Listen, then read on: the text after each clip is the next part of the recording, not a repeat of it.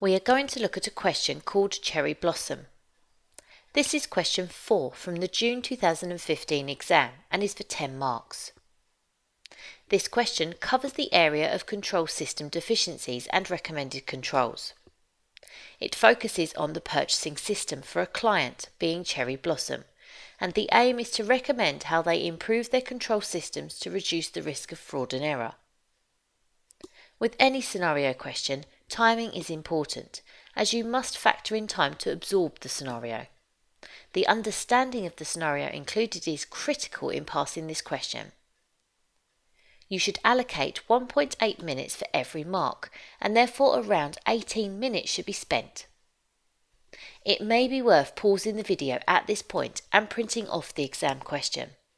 That way you can follow the scenario as we talk through it. Clear and efficient communication is needed for your answer. You must be able to explain your points properly, which is why question practice is so important. As with any question containing a scenario, it is important to plan the answer and use the information that has been provided. Reading the requirements before the scenario really helps you focus on the important parts when it is time to digest it. This is crucial given the time you have in the exam. Let's now break down the requirements. The requirement is split into two, Part 1 and Part 2. It states that, in respect of the purchasing system of Cherry Blossom, Part 1, identify and explain 5 deficiencies, and Part 2, recommend a control to address each of these deficiencies.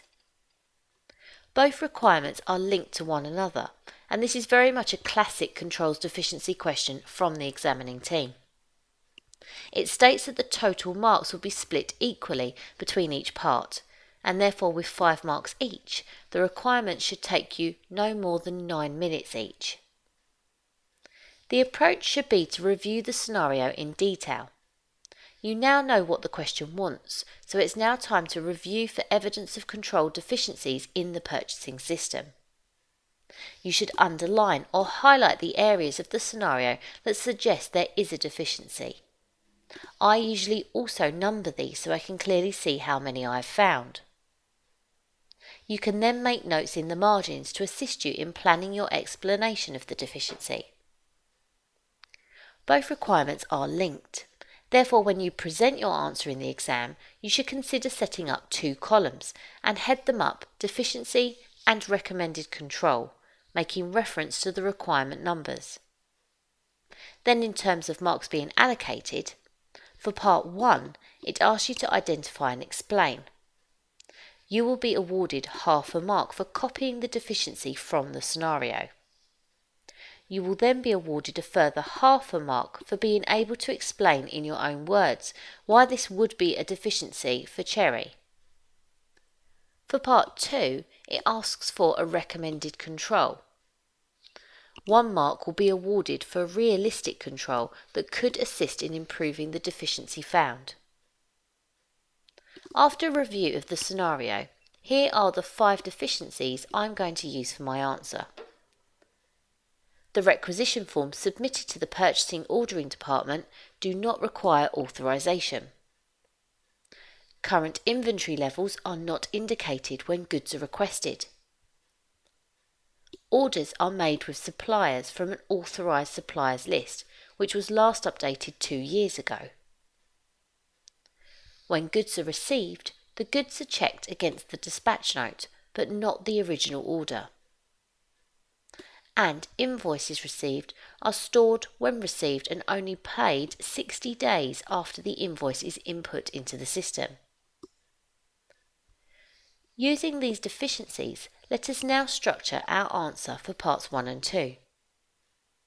Firstly, the requisition forms are submitted to the purchase ordering department but do not require authorization. This could lead to goods being ordered incorrectly. For example, orders could be made fraudulently, such as goods ordered for personal use. The recommendation should be to ensure requisitions submitted are authorized by the production manager or director before orders are made. The scenario then tells us that there is no reference to current inventory levels when materials are requested.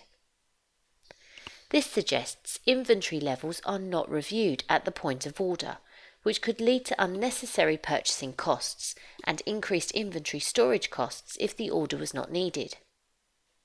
The recommendation should be to ensure there are minimum and maximum inventory levels in the system, and this should be reviewed by the purchase ordering clerk when they review the requisition form. The orders are made up with suppliers on the approved suppliers list, but this was last updated 24 months ago. There could be suppliers still on this approved list that are no longer suitable to trade with. This could lead to orders being made for poor quality or expensive materials. The recommendation should be to ensure the approved supplier list is reviewed and updated by the purchasing manager based on current trading relationships. This should then be regularly reviewed and updated going forward. In the warehouse department, the goods are then received. They only appear to review the dispatch note at this point to see if the goods agree and physically inspect goods. What they do not do is compare the goods received to the original order to ensure it agrees.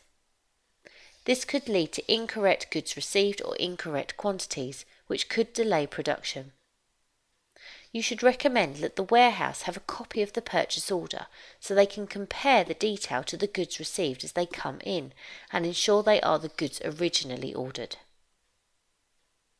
The final paragraph makes reference to the purchase invoice received. The purchase ledger clerk stores them in a manual file, then inputs into the system.